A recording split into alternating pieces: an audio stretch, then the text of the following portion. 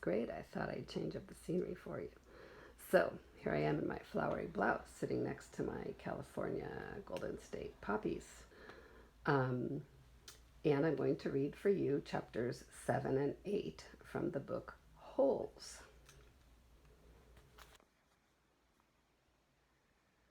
The shovel felt heavy in Stanley's soft, fleshy hands. He tried to jam it into the earth, but the blade banged against the ground and bounced off without making a dent. The vibrations ran up the shaft of the shovel and into Stanley's wrists, making his bones rattle. That doesn't sound comfortable. It was still dark. The only light came from the moon and the stars. More stars than Stanley had ever seen before. It seemed he had only just gotten to sleep when Mr. Podansky came in and woke everyone up. Using all his might, he brought the shovel back down onto the dry lake bed. The force stung his hands, but made no impression on the earth. He wondered if he had a defective shovel. He glanced at Zero, about 15 feet away, who scooped out a shovel full of dirt and dumped it on a pile that was already almost a foot tall. For breakfast, they had been served some kind of lukewarm cereal. The best part was the orange juice. They each got a pint carton. The cereal actually didn't taste too bad, but it had smelled just like his cot. A cot, that's like a little camping bed that you sleep on. Then they filled their canteens, got their shovels, and were marched out across the lake. Each group was assigned a different area. The shovels were kept in a shed near the showers. They all looked the same to Stanley, although X-Ray had his own special shovel, which no one else was allowed to use. X-Ray claimed it was shorter than the others, but if it was only by a fraction of an inch. The shovels were 5 feet long, from the tip of the steel blade to the end of the wooden shaft. Stanley's hole would have to be as deep as his shovel, and he'd have to be able to lay the shovel flat across the bottom in any direction. That was why X-Ray wanted the shortest shovel. The lake was so full of holes and mounds that it reminded Stanley of pictures he'd seen of the moon. If you find anything interesting or unusual, Mr. Podansky had told him, you should report it either to me or Mr. Sir when we come around with the water truck. If the warden likes what you found, you'll get the rest of the day off. What are we supposed to be looking for? Stanley asked him. You're not looking for anything. You're digging to build character. It's just if you find anything, the warden would like to know about it. He glanced helplessly at his shovel. It wasn't defective. He was defective.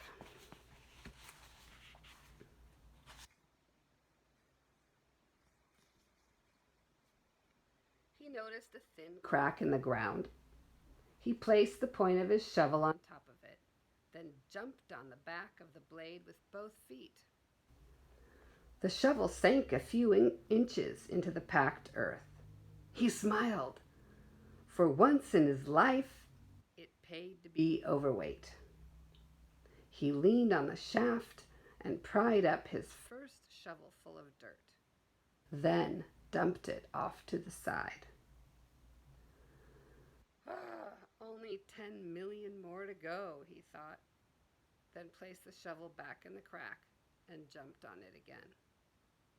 He unearthed several shovelfuls of dirt in this manner before it occurred to him that he was dumping his dirt within the perimeter of his hole. He laid his shovel flat on the ground and marked where the edges of his hole would be. 5 feet was awfully wide. He moved the dirt he'd already dug up out past his mark. He took a drink from his canteen. 5 feet would be awfully deep, too. The digging got easier after a while. The ground was hardest at the surface, where the sun had baked a crust about 8 inches deep. 8 inches? That's about 7 inches, so a little bit more than that deep was the crust. There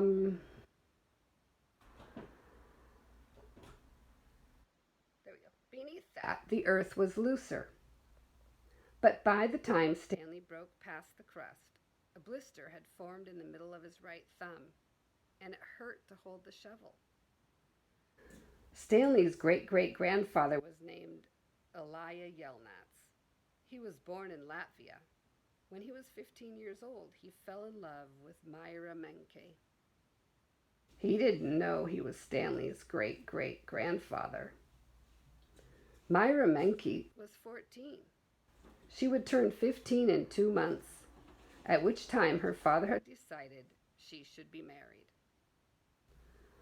Elia went to her father to ask for her hand, but so did Igor Barkov, the pig farmer. Igor was 57 years old. He had a red nose and fat, puffy cheeks. "I will trade you my fattest pig for your daughter," Igor offered.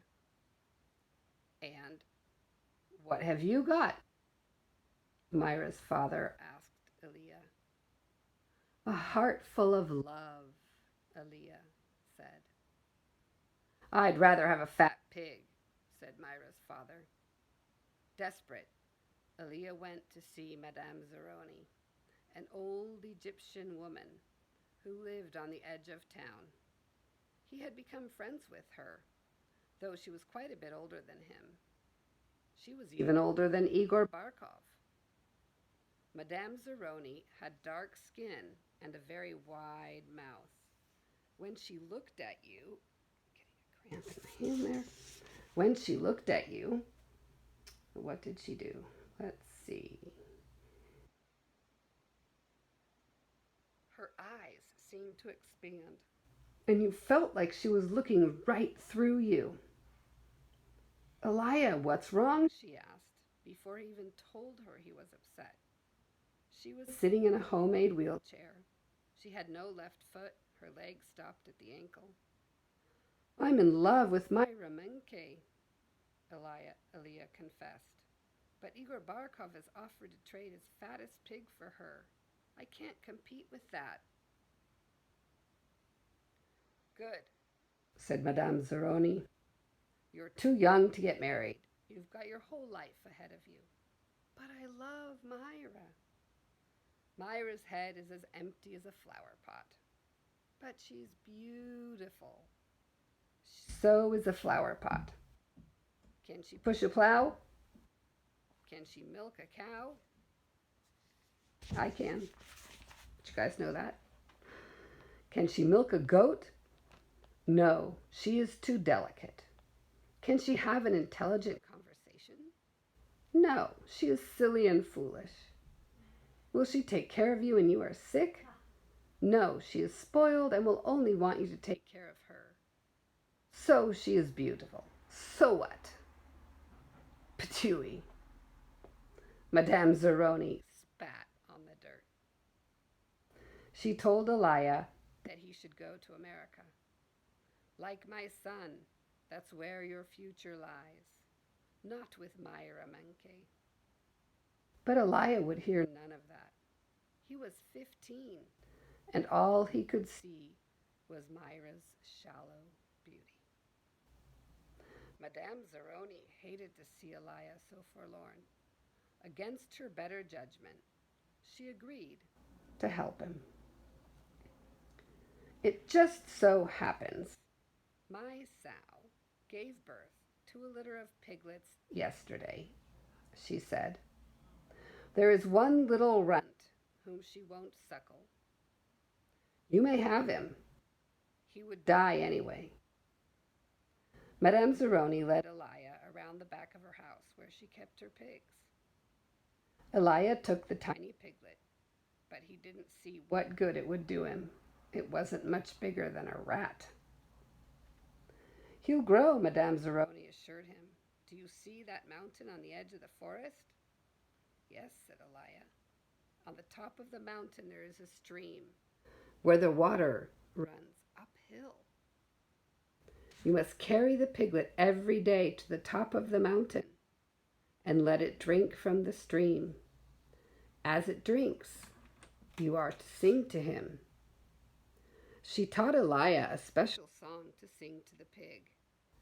On the day of Myra's 15th birthday, you should carry the pig up the mountain for the last time. Then take it directly to Myra's father. It will be fatter than any of Igor's pigs. If it is that big and fat, said Elia, how will I be able to carry it up the mountain? The piglet is not too heavy for you now, is it? Asked Madame Zeroni. Of course not, said Elia. Do you think it will be too heavy for you tomorrow? No. Every day you will carry the pig up the mountain. It will get a little bigger, and you will get a little stronger. After you give the pig to Myra's father, I want you to do one more thing for me. Anything, said Elia. I want you to carry me up the mountain.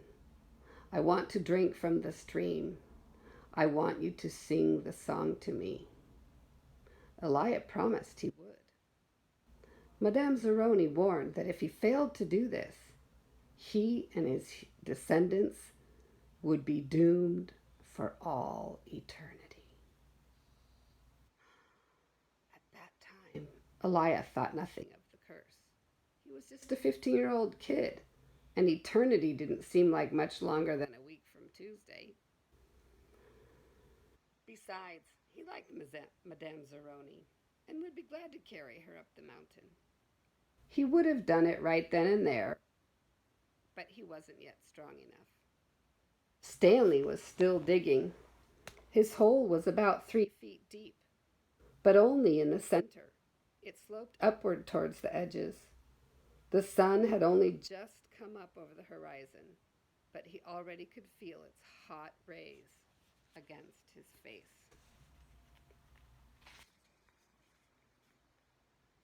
As he reached down to pick up his canteen, he felt a sudden rush of dizziness and put his hands on his knees to steady himself. For a moment, he was afraid he would throw up, but the moment passed. He drank the last drop of water from his canteen. He had blisters on every one of his fingers, and one in the center of each palm. Everyone else's hole was a lot deeper than his. He couldn't actually see their holes, but could tell by the size of their dirt piles. He saw a cloud of dust moving across the wasteland. Oh, that was a vocabulary word, wasteland. And noticed that the other boys had stopped digging and were watching it too. The dirt cloud moved closer, and he could see that it trailed behind a red pickup truck. The truck stopped near where they were digging, and the boys lined up behind it. X-ray in front, 0 at the rear. Stanley got in line behind 0. Mr. Sir filled each of their canteens from a tank of water in the bed of the pickup. As he took Stanley's canteen from him, he said, "This isn't the Girl Scouts, is it?" Stanley raised and lowered one shoulder. Mr. Sir followed Stanley back to his hole to see how he was doing. "You'd better get with it," he said, "or else you're going to be digging in the hottest part of the day." He popped some sunflower seeds in his mouth, deftly removed the shells with his teeth and spat them into Stanley's hole. Every day, Aaliyah carried the little piglet up the mountain and sang to it as it drank from the stream. As the pig grew fatter, Aaliyah grew stronger. On the day of Myra's 15th birthday, Aaliyah's pig weighed over 50 stones. Madame Zeroni had told him to carry the pig up the mountain on that day as well. But Aaliyah didn't want to present himself to Myra smelling like a pig. Instead, he took a bath. It was his second bath in less than a week. Then he led the pig to Myra's. Igor Barkov was there with his pig as well. "These are two of the finest pigs I've ever seen," Myra's father declared. He was also impressed with Aaliyah, who seemed to have grown bigger and stronger in the last 2 months. "I used to think you were a good-for-nothing book reader," he said. "But now I see you could be an excellent mud wrestler." "May I marry your daughter?" Aaliyah asked boldly. "First, I must weigh the pigs." Alas, poor Aaliyah should have carried his pig up the mountain one last time. The two pigs weighed exactly the same. Stanley's blisters had ripped open, and new blisters formed. He kept changing his grip on the shovel to try and avoid the pain. Finally, he removed his cap and held it between the shaft of his shovel and his raw hands. This helped, but digging was harder because the cap would slip and slide. The sun beat down on his unprotected head and neck. Though he tried to convince himself otherwise, he'd been aware for a while that his piles of dirt were too close to his hole. The piles were outside his 5-foot circle, but he could see he was going to run out of room. Still, he pretended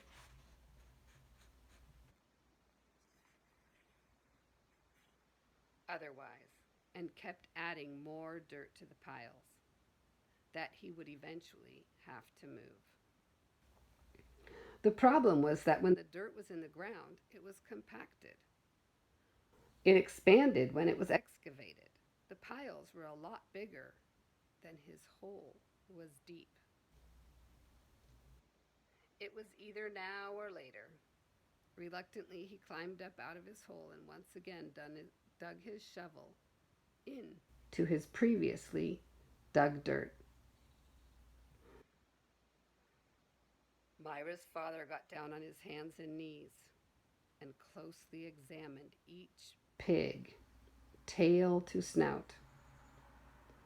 "Those are the two of the finest pigs I have ever seen," he said at last.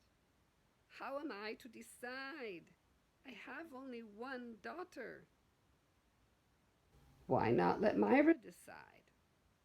suggested Aaliyah. "That's preposterous!" exclaimed Igor, expelling saliva as he spoke.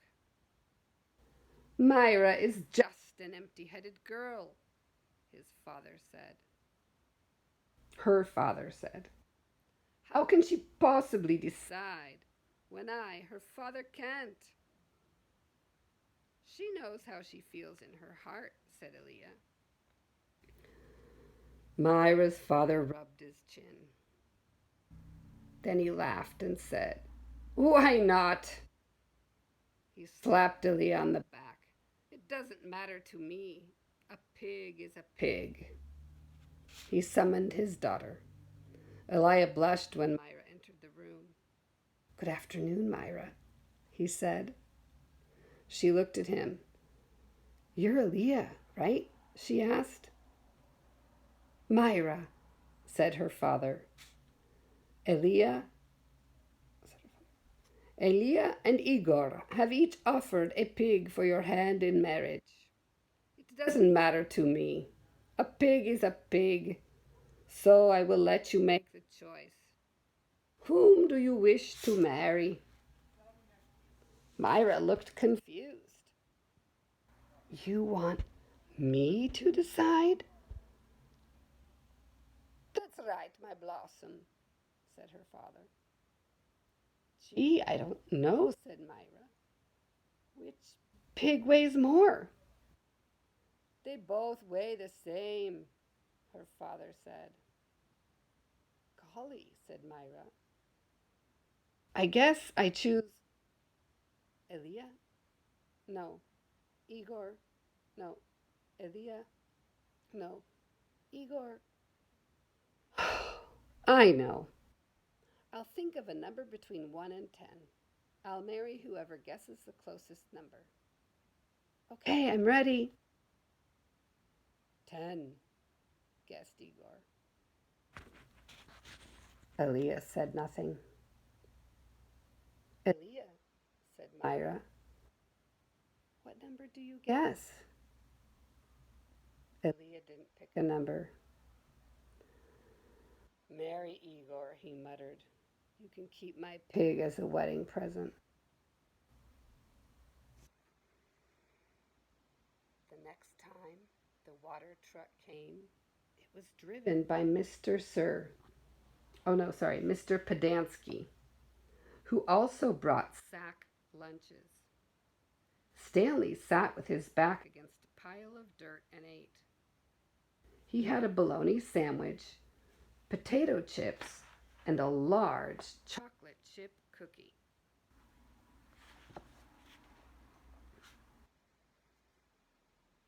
How you doing? Asked Magnet. Not real good, said Stanley. Well, the first hole's the hardest, Magnet said. Stanley took a long, deep breath. He couldn't afford to dawdle. He was way behind the others, and the sun just kept getting hotter. It wasn't even noon yet, but he didn't know if he had the strength to stand up. He thought about quitting. He wondered what they would do to him. What could they do to him? His clothes were soaked with sweat. In school, he had learned that sweating was good for you. It was nature's way of keeping you cool. So why was he so hot?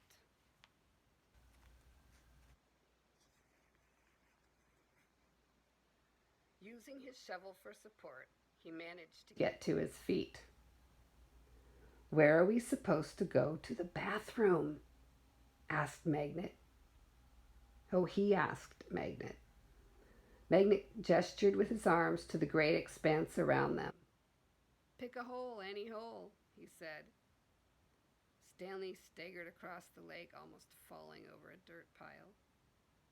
Behind him, he heard Magnet say, but first make sure nothing's living in it. Now we're back to the great-grandfather. After leaving Myra's house, Elia wandered aimlessly through the town until he found himself down by the wharf. He sat on the edge of a pier and stared down into the cold, black water. He could not understand how Myra had trouble deciding between him and Igor. He thought she loved him, even if she didn't love him. Couldn't she see what a foul person Igor was? It was like Madame Zeroni had said. Her head was as empty as a flower pot. Some men were gathering on another dock, and he went to see what was going on. A sign read, "Deckhands wanted. Free passage to America." He had no sailing experience, but the ship's captain signed him aboard. The captain could see that Elia was a man of great strength. Not everybody could carry a full-grown pig up the side of a mountain. It wasn't until the ship had cleared the harbor and heading out across the Atlantic that he suddenly remembered his promise to carry Madame Zeroni up the mountain. He felt terrible. He wasn't afraid of the curse. He thought that was a lot of nonsense.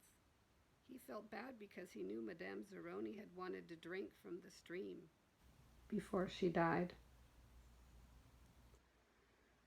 Zero was the smallest kid in Group D. He was the first one to finish digging.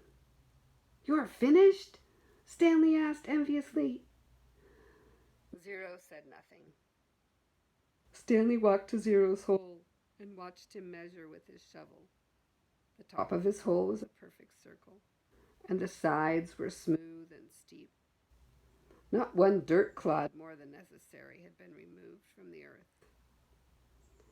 Zero pulled himself up to the surface. He didn't even smile. He looked down at his perfectly dug hole, spat in it, then turned and headed back to the camp compound. "Zero's one weird dude," said Zigzag. Stanley would have laughed, but he didn't have the strength. Zigzag had to be the weirdest dude Stanley had ever seen. He had a long, skinny neck and a big, round head with wild, frizzy blonde hair that stuck out in all directions. His head seemed to bob up and down on his neck, like it was on a spring. Armpit was the second one to finish digging. He also spat into his hole before heading back to the camp compound. One by one, Stanley watched each of the boys spit into his hole and return to the campground. Not to the campground, to the camp compound. Stanley kept digging. His hole was almost up to his shoulder.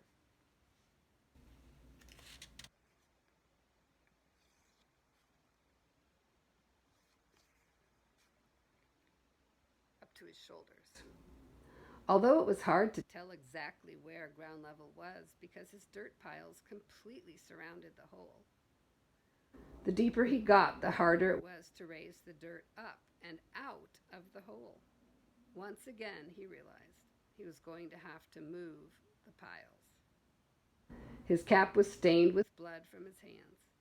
He felt like he was digging his own grave. In America, Elia learned to speak English. He fell in love with a woman named Sarah Miller. She could push a plow, milk a goat, and most important, think for herself. She and Elia often stayed up half the night, talking and laughing together. Their life was not easy. Elia worked hard, but bad luck seemed to follow him everywhere. He always seemed to be in the wrong place at the wrong time. He remembered Madame Zeroni telling him that she had a son in America. Elia was forever looking for him. He'd walked up to complete strangers and asked if they knew someone named Zeroni. Actually, in Italian, we'd say Zeroni.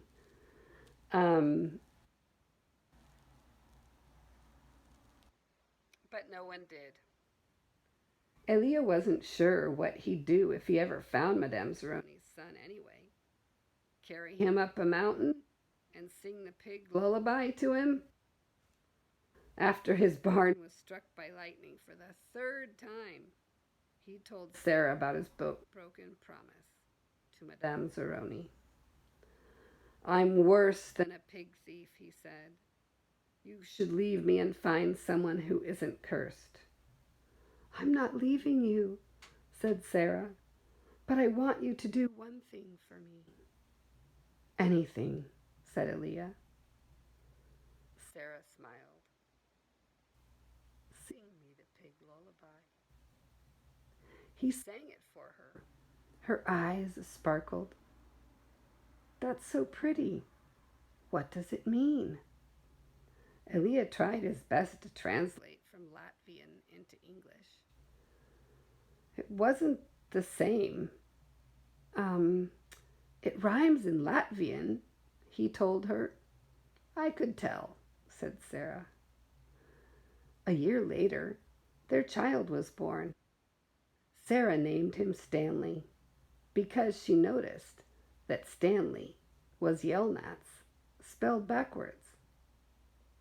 Sarah changed the words of the pig lullaby so that they rhymed, and every night she sang it to little Stanley. If only the woodpecker sighs, the bark on the tree was as soft as the skies, while the wolf waits below, hungry and lonely, crying to the moon. If only, if only. I am definitely not Mrs. Rayan. Anyway, that was the best I could do. Stanley's hole was as deep as his shovel, but not quite wide enough on the bottom. He grimaced as he sliced off a chunk of dirt, then raised it up and flung it onto a pile.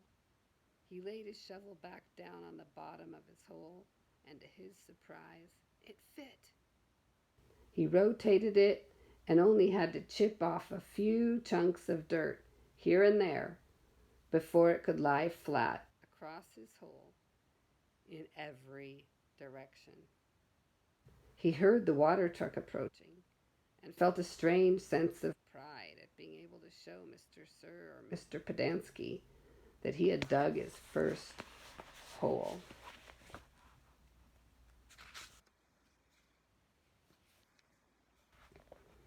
He put his hands on the rim and tried to pull himself up. He couldn't do it. His arms were too weak to lift his heavy body. He used his legs to help, but he just didn't have any strength. He was trapped in his hole. It was almost funny, but he wasn't in the mood to laugh. Stanley! He heard Mr. Pedansky call. Using his shovel, he dug 2 footholds in the hole wall. He climbed out to see Mr. Pedansky walking over to him. I was afraid you'd fainted, Mr. Pedansky said. You wouldn't have been the first.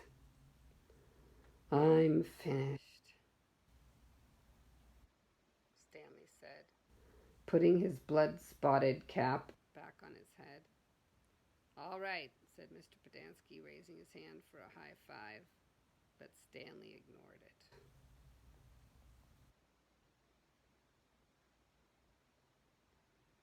He didn't have enough strength.